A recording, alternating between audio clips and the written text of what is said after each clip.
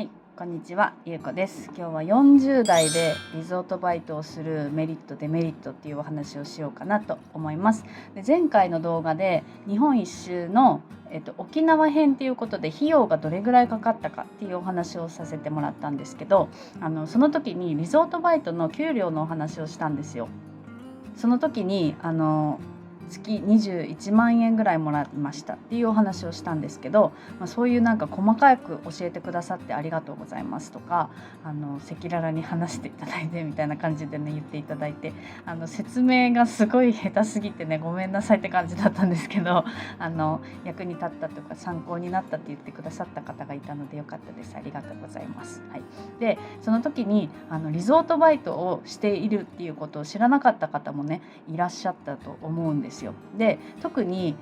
リゾートバイトってやっぱり20代前半とか30代前半20代後半とかね、そういう若い人がやるものだと思っている人ってやっぱりすごく多いと思うし、この40代とかで、私は今40歳なんですけど、40代でリゾートバイトをしているっていう人自体がそんなに割合的にやっぱり多くないから、実際にやってますっていうことを言っている人もやっぱりあんまりいないと思うんですよ。それでもなんかこの私がね去年の6月ぐらいからやり始めて、で、1年はまだ経ってないけど、その何ヶ月9ヶ月とかやっている中で、メリットに感じることとデメリットだなって思う部分とかもあったから、今回はその40代でリゾートバイトをするメリットデメリットっていうお話をねしようかなと思っております。デメリットのね方から悪い方からお話ししていこうかなと思うんですけど、デメリットの一つ目が給料がめちゃめちゃ高いわけではないっていうことはお伝えしておこうかなと思います。でリゾートバイトってなんかすごい稼げるとかいうね声をねよく聞く人も多いんじゃないかなと思うんですけど、これは本当にピンキリというかね、稼げるところもあるし稼げないところもあるし、でもなんか30代40代とかってなると正社員でもう結構経験を積んできている人とか役職がついている人がいたり、大きな責任のあるお仕事をしている人とかだと特にねやっぱり給料はちゃんともらっているっていう人も多いと思うんですよ。ボーナスをちゃんともらっている会社で働いていたりとかで、そういう方にとってはリゾートバイトがやっぱり給料が下がってしまうっていう人もいると思うんですよね。だから、デメリットの一つとして挙げているんですけど、なんか私がその働いていた沖縄のところでも21万とかだったし、その後行った種子島のところとかねすごい時給も安かったから月14万とかねそのぐらいだったんですよ。でそれをそれでもいいと思って私は言っていたから全然良かったんですけど、そうだからなんかやっぱりその給料がめちゃくちゃ高いわけではないからこそ、この40代とかでリゾートバイトをするんだったら目的を持ってちゃんとやるっていうのはすごく大切だと思っていて、このためのにリゾートバイトをやるから、給料が高くなくても仕方ないなっていうちゃんとそういう妥協できる理由を持っている状態で仕事をするっていうのがいいんじゃないかなって私は思っております。でデメリット2つ目なんですけど、リゾートバイトって繁忙期と閑散期があるところがやっぱり多いんですけど、繁忙期が仕事以外何にもできないぐらい忙しくなるところもあるっていうのがやっぱりデメリットです。2つ目として挙げるんですけど、リゾートバイトってリゾート地リゾートホテルとかで働くお仕事になるんですけど、リゾート地ってやっぱり繁忙期と閑散期があるんですよね。例えば沖縄でいうとゴールデンウィークとかお盆とかそういうなんかもちろん大型連休はもちろんそうなんですけど、やっぱり夏休みとか7月8月9月になると台風があるからちょっと減るけど、そういう夏の時期ってやっぱり行く人が多いけど、2月とかになるとやっぱり夏に比べると行く人って少ないわけなんですよね。ってなるとやっぱりお客さんが少なくなるからシフトが削られたりとか減らされたりとかっていうのもあって、でその閑散期に給料が減るっていうのもデメリットとして挙げようかなとは思ったんですけど、それ以上に私は繁忙期が忙しすぎてしんどくてもう仕事終わって帰ってきたら寝るだけになっちゃうっていう方が私はデメリットかなと思ったので、2つ目にそれを挙げさせてもらいました。っていうのもね、なんかそのさっき言ったようにこの40代でリゾートバイトをするっていうのは何かしら目的を持ってやりたいっていう人が多いんじゃないかなと思うんですよ。例えば移住先を見つけたいとかね、旅をしながら働きたいとか、なんかそういう風な何かがあってリゾートバイトをするっていう場合、繁忙期にそのリゾートバイトの仕事で忙しすぎてしんどくてもう疲れて何にもできないってなっちゃったら意味がないと思うんですよ。もうただ仕事行って寝るだったら正社員でやってるのと同じになっちゃうからね。だからなんかその繁忙期にどれぐらい残業があるのかとか、普段どれぐらい忙しい場所なのかとかっていうのをやっぱり求人を選ぶ時点で、そこを担当者にちゃんと聞いて、でそれでも自分がそこを選びたいっていう場所を選ばないと自分がやりたいことってやっぱりできないと思うんですよね。だからその辺はちゃんとどのぐらい残業があるのかとかはね気にして仕事選びをした方がいいと思います。ということで繁忙期がすごく忙しくなる仕事があるっていうねのがデメリットの2つ目になります。そしてデメリットの3つ目なんですけど、勤務地の当たり外れが多いっていうのもデメリットだと思います。っていうのもね、リゾートバイトって派遣のお仕事なんですよ。だから仕事のそのリゾートホテルとか旅館とかそういうのを紹介してくれる会社なんですよね。でホテルとかってもう本当に全国各地に北海道から沖縄までたくさんあるから、そのどのホテルが良くて悪いかっていうのはやっぱりわからないんですよ。ある程度その聞けば分かる部分もあるけど、行ってみてうわーすごい最悪だったとかめっちゃ良かったっていうところもう本当にもう差が激しいらしいんですよ。私はまだねそんなになんかすごい最悪だったっていう場所にはまだ出会ったことがないからすごいラッキーだなとは思っているんですけど、それもやっぱりある程度私がその求人を選ぶときに絶対妥協してはいけない点を自分の中で何個かピックアップしてちゃんと担当者にここはどうですかっていうのをちゃんと聞いた上で選んでいるからっていうのもあると思うんですよね。で例えば悪いところだと本当に人間関係が最悪とか勤務状況が最悪とかで、中にはもう仕事が嫌すぎてもう行きたくなくって飛んでしまう人がいる。もうやめますとかも言わずにいきなり次の日から来なくなるみたいな人もいるような勤務先もあるらしいんですよね。だからそういうことを考えると、デメリットとしてねここは挙げておくべきだなと思って、そういう場所に当たってしまったらやっぱり本当にもうやりたいことをやるどころじゃないと思うんですよ。なので、そこはねやっぱりデメリットかなと思います。で私がいつも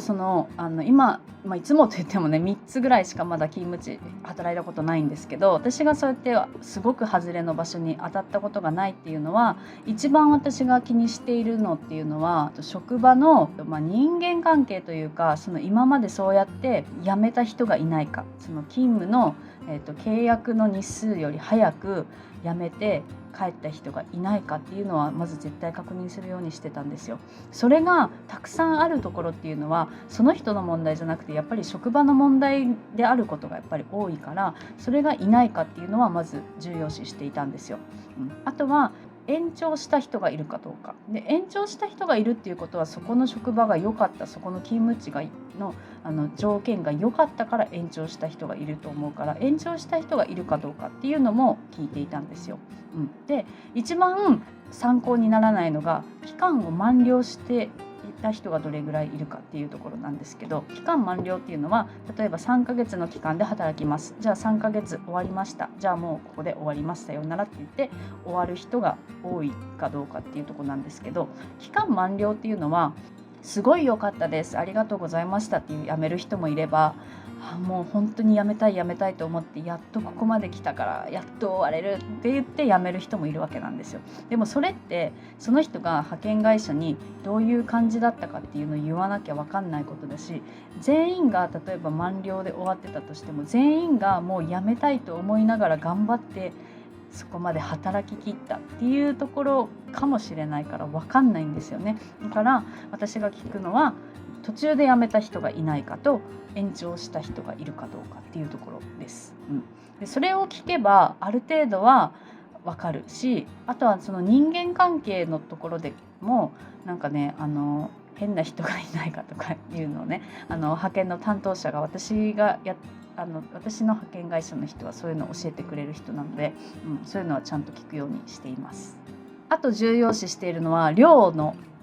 形態なんですけど、量ってねいろんな種類があって、でリゾートバイトでよくあるのが客室料って言って、例えばリゾートホテルの中の一室を貸してくれる。今もうこれも客室料なんですけど、普通に本当ホテルの部屋なんですよ。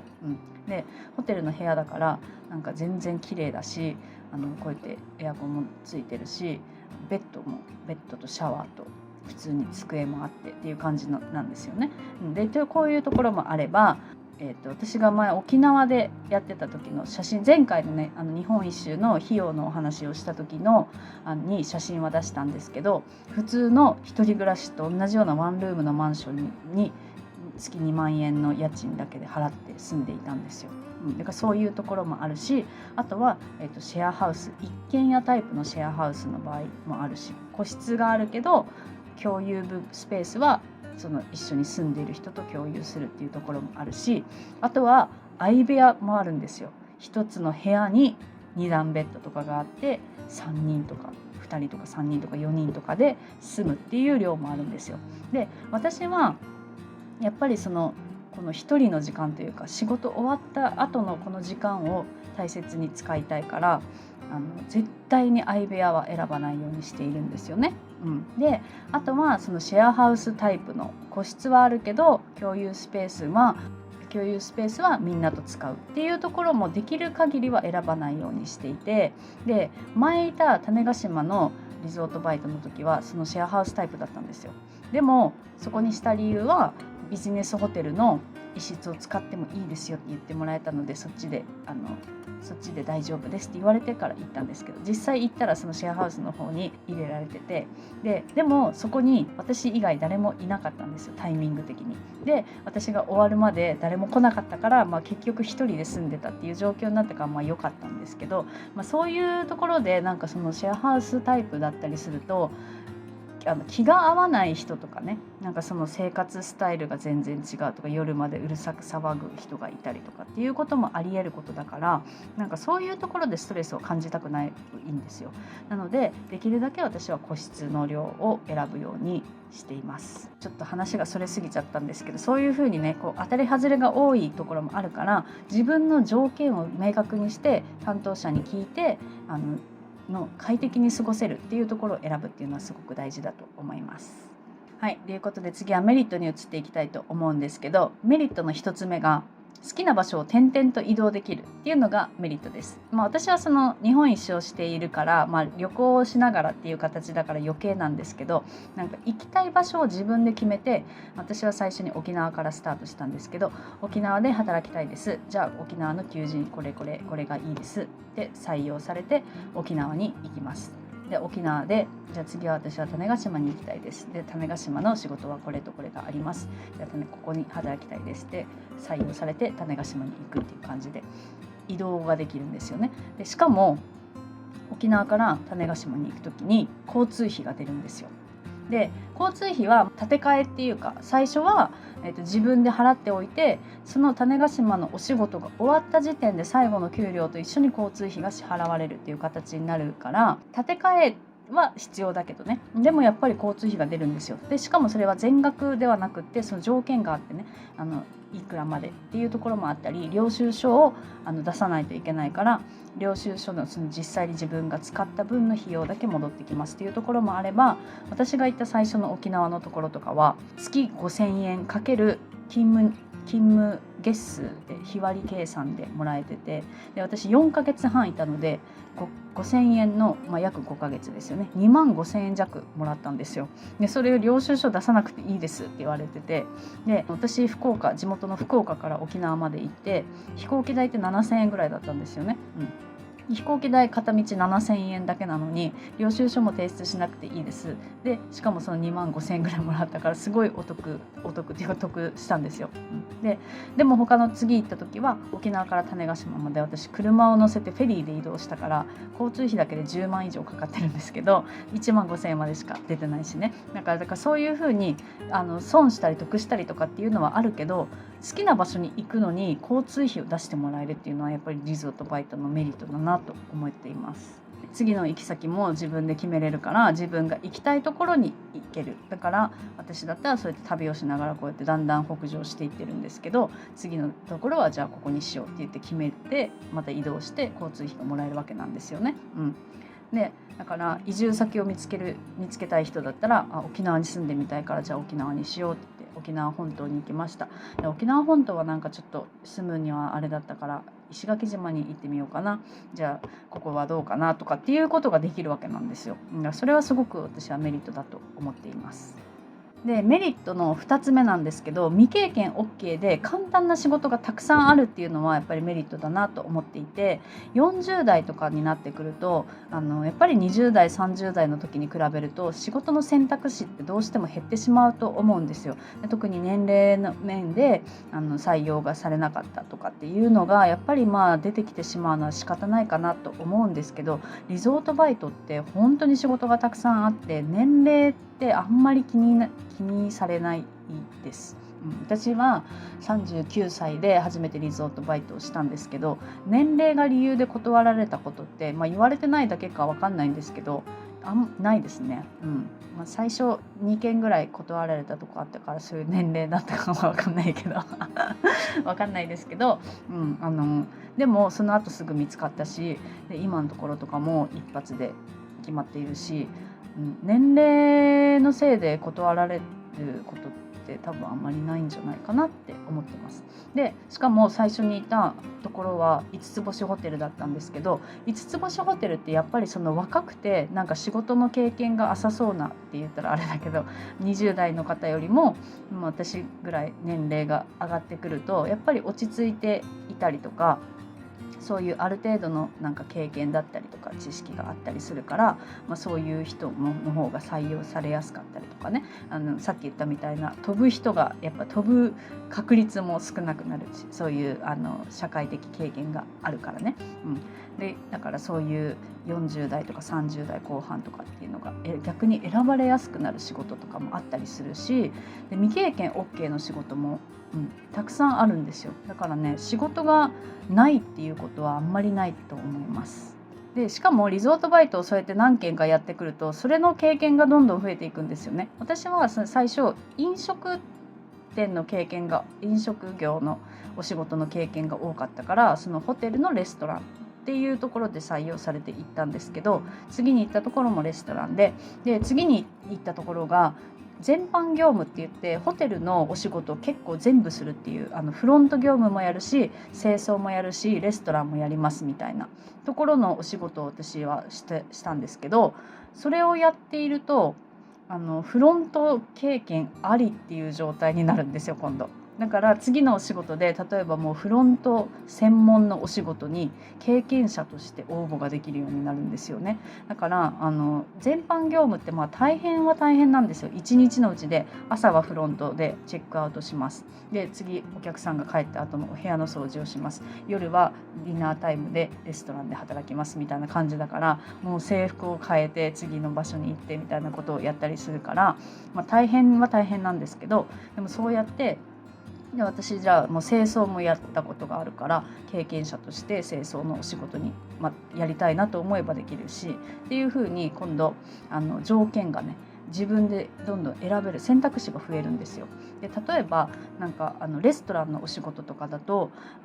中抜けって言ってお仕事がね朝のその朝食の時間に働いてお昼に4時間とか5時間とかの休憩があって、また夜ご飯の時間に働くっていう中抜けっていう働き方があるんですけど、中抜けになるとなんかあんまりその自分のやりたいことができなかったりする人もね中にはいると思うんですよ。この間の時間をうまく使わないといけなくなっちゃうから。朝は6時半から7時からとか働くのに夜は9時までとか10時までとか働くっていう状況も出てきちゃうんですよ。でも例えば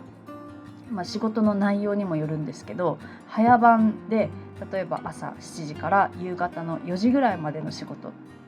ていう職種もあるんですよね。そしたらこの4時以降は自分の好きなことに時間を使えるんですよ。好きなことに使える時間が長くなるんですよ。中抜けになると細切れになっちゃうから、細切れになるより長く時間が取れる方がなんかこうやりたいこともやりやすいっていう方もいると思うんですよね。でもレストランのお仕事だとやっぱそうやって朝食と夕食とかになっちゃうからどうしても中抜けのお仕事が多いんですよ。場所にももちろんよるけど、でも例えば清掃のお仕事ってお客さんのチェックアウトが終わった時間だけしかないから夜は空いているっていうことも結構あって、じゃあ私が今度やりたいことがこうだから清掃のお仕事の方がいいなってなった時に清掃の経験があればそのお仕事も選べるようになるからね、だんだんそのいろんな状況がこう見えてきて、私はこの職種がいいなみたいなのが多分出てくると思うんですけど、そういうふうに、未経験からでもいろんなお仕事ができるっていうのは、メリットの一つかなと思います。メリットの3つ目は生活費を抑えてやりたいことに時間を使えるっていうのが、メリットだと思います。で、生活費を抑えるっていうのは、デメリットで給料がめちゃくちゃ高いわけではないって言ったんですけど、生活費を抑えられるっていうのはやっぱりリゾートバイトのメリットだなと思っていて、でさっき言ったみたいに私が沖縄でいた寮とかっていうのはワンルームの普通の本当のマンションを月2万円の費用の負担で入っていたんですよね。で光熱費はそこは実費だったんですけど、でも普通だったらやっぱり沖縄に住むってなったら家賃とかね、もう安くても5、6万とか、7万8万とかのところもあると思うんですけど、それを自分で払うっていうのが普通じゃないですか。でしかも食費とかも自分でスーパーに買い物に行ってっていうのが普通だと思うんですけど、リゾートバイトだと食費が出るっていうところも多いんですよね。で特に今は沖縄ではないんですけど、この客室寮のね、ホテルの一室のここは家賃は無料で寮に入っているし、光熱費も無料なんですよ。エアコンとかもつけても無料だし、でなんか食事はね3食無料で休日までついてるんですよでいらない時はいりませんって事前に言うんですけど、だから今のところとか生活費がほぼかからないんですよね。食費と光熱費と家賃が全部ゼロなんですよ。だから、その給料がめちゃくちゃ高いわけじゃなくても出ていくお金が少ないから、その分その自分のやりたいことに使えたりとか、私の場合だったらその旅に行ったりとかね、そういうことに使えるっていう感じになるんですよね。だから生活費を抑えられて、やりたいことに時間を使えるっていうのはすごくメリットだなと思います。社会人をしてるとね、正社員として働いてるとなんか仕事の時間はもちろんその責任感があるのはもちろんそのリゾートバイトでも変わらないんですけど、仕事が終わった後にも仕事のことを考えるってあると思うんですよね。なんかあの時こうしてればとか、こうするにはどうしたらいいかなみたいなことを休みの日に考えるみたいな、なんかそれって結構やっぱ憂鬱だと思うし、でも責任感があるからこそ、責任のあるお仕事をしているからこそそういう感じだと思うんですけど、リゾートバイトってね本当に簡単な仕事がやっぱり多くって、流れ作業の仕事だったりもう簡単にできる仕事ばっかりだから、仕事が終わってから仕事のことを考えるっていうことがあんまりないんですよ。だからその分その自分のやりたいことにちゃんと時間を使えるっていうのがあるから、なんかそこがやっぱりこうメリットかなっていうふうに感じています。というわけで今回は40代でリゾートバイトをするメリットとデメリットのお話をしたんですけど、私がね今回メリットとデメリットをお話ししたんですけど、その中でやっぱり大切にしたいのはやっぱ何のためにリゾートバイトをするかっていう目的をちゃんと持つっていうことと、いつまでそれをやるのか、いつまでリゾートバイトをやるのかっていう期間っていうのはある程度決めておいた方がいいんじゃないかなって思います。なんかリゾートバイトってそのさっき言ったみたいに簡単な仕事がすごい多いから、なんかそのリゾートバイトをやったからってそれがその今後のスキルとか何かに役立つかって言ったら別にそうでもないと思うんですよ、正直。もちろんその何かねこう理由をつけることはできるかもしれないけど、なんかやっぱりその誰でもできるような仕事言ってしまえばねをするわけだから、あんまりそのスキルが何か身につくかって言ったらそういうわけじゃないんですよさっきも話もう一回言ったそうでだからこそなんかそのやりたいことのために私はこういうことをしたいからこのためにリゾートバイトをしようとかね、それさっき言ったみたいな移住先を見つけたいから、実際にその住む体験をしてみるためにリゾートバイトをしようだったりとか、私みたいになんかこう日本一周をするためにちょっと旅費を抑えるためにとかね、なんかそういう風ななんか目的を持つ、別にその大した目的じゃなくてもいいと思うんですけど、目的を持ってやる。でそのリゾートバイトをただお金を稼ぐ手段としてもいいしね、これだけこの何ヶ月でいくら貯めたいからリゾートバイトをするでもいいと思うんですけど、そういうなんか目的を持ってやって、その目的がいつまでそれをやるのかっていうのを決めておく方がうまくそのリゾートバイトのメリットの部分を生かして自分のやりたいことができるんじゃないかなって思います。そんなことを言いながら、私はね結構目的もなくやっちゃうタイプでもあるんですけどリゾートバイトをねやるメリットデメリット、今回お話ししたのを自分の中でねどういうふうに役立てられるかっていうのを、参考にしてもらえればいいなと思います。リゾートバイトをやりたかったらね、ぜひやってみたらいいんじゃないかなって思います。はい、ということで、もしやりたいことがある人はリゾートバイトをうまく使っていってみてください。ということで、今日も最後まで見ていただいてありがとうございます。